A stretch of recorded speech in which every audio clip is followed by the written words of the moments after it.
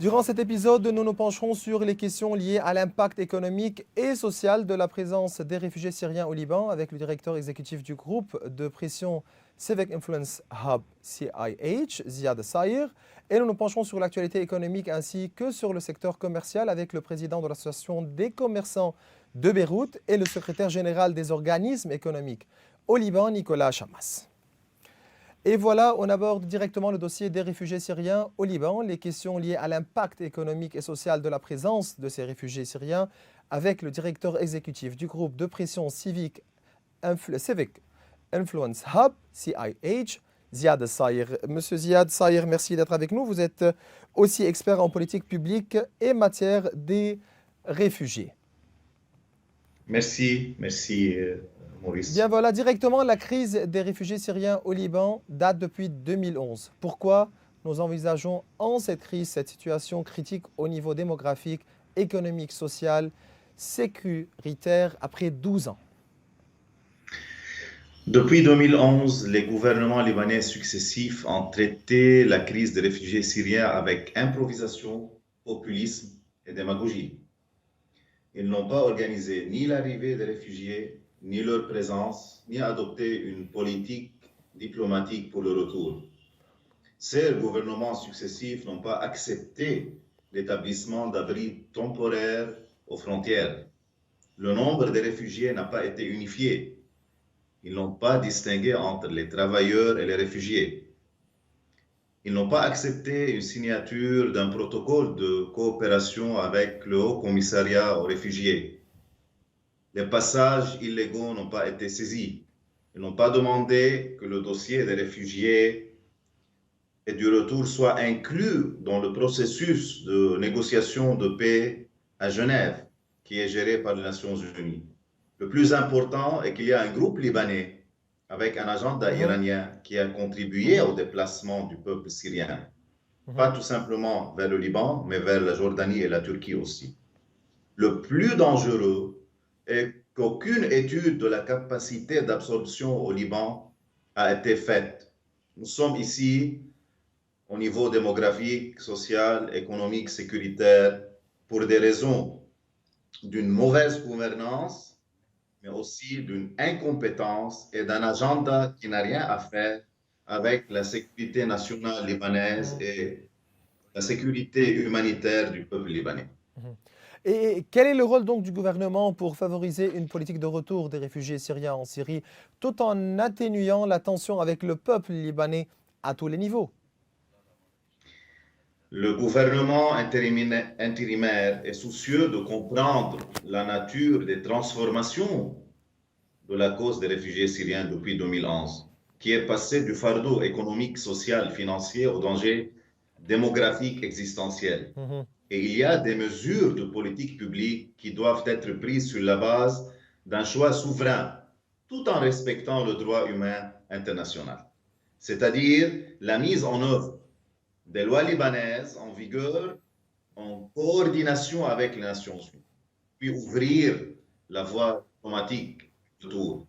Cependant, à mon avis, il y a ceux qui travaillent à élever la tension entre les réfugiés et le peuple libanais, et ça, c'est lié à des fins politiques qui n'ont rien à faire aussi avec la stabilité du mhm. Liban, les droits du peuple libanais, mais aussi le droit de retour des réfugiés syriens en Syrie. Mais donc, qui a intérêt à ne pas faciliter le retour des réfugiés syriens? C'est le régime syrien, donc le régime de Bachar al-Assad, la communauté internationale, certains partis politiques au Liban.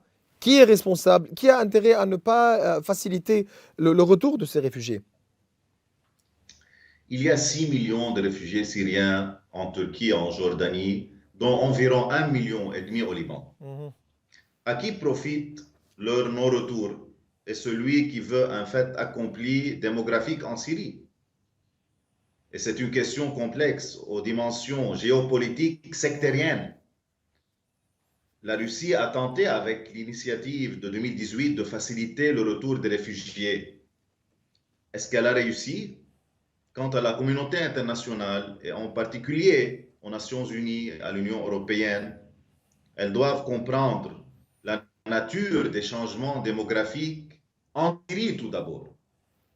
et faire pression sur le régime syrien et sur les forces de facto qui se trouvent en Syrie pour faciliter le retour des réfugiés. La solution passant par l'aide humanitaire pour les réfugiés et les pays d'accueil n'est plus utile. Sinon, nous allons envisager une explosion à tous les niveaux. Au niveau libanais, vous accusez qui? Euh, Sûrement les gouvernements successifs depuis 2011 et surtout les partis politiques qui ont adopté une approche populiste, démagogique, qui n'a rien à faire avec la politique publique. Et ces mêmes partis politiques sont en train maintenant de parler de la nécessité de retour des réfugiés syriens, Mais il faut les bien nommer. Mais que permettez-moi de les nommer. C'est ce qui? n'était jamais le Oui, cas. oui, mais il faut bien les nommer. Quand on dit des partis politiques, Je suis, pour ne pas juste, ouais, oui, rester dans l'inconnu. Mais c'est qui alors? je vais être très clair. C'est l'alliance entre la mafia et la milice au Liban. Hmm, C'est-à-dire surtout l'alliance qui a été depuis 2011 entre le Hezbollah et le Free Patriotic Movement. hmm, Parce que moi, je ne suis pas observateur aussi. J'étais au sein de la discussion de l'établissement d'une politique publique, surtout entre 2016 et 2018.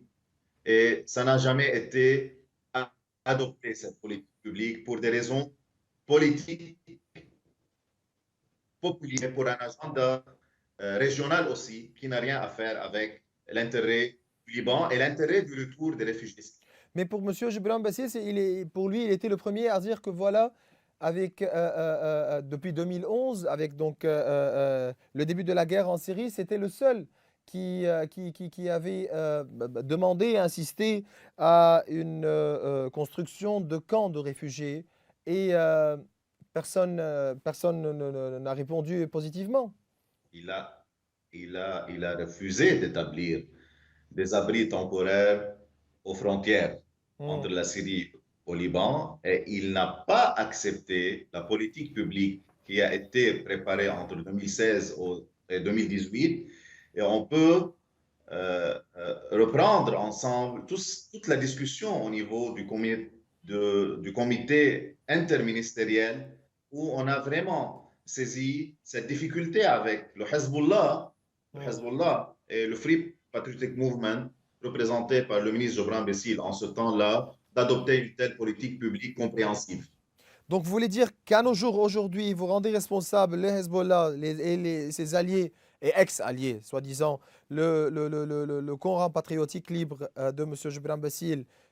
Jusqu'à nos jours, ils sont responsables face à ce dossier-là et ils sont responsables aussi au niveau de ne pas faciliter le retour de ces réfugiés syriens en Syrie.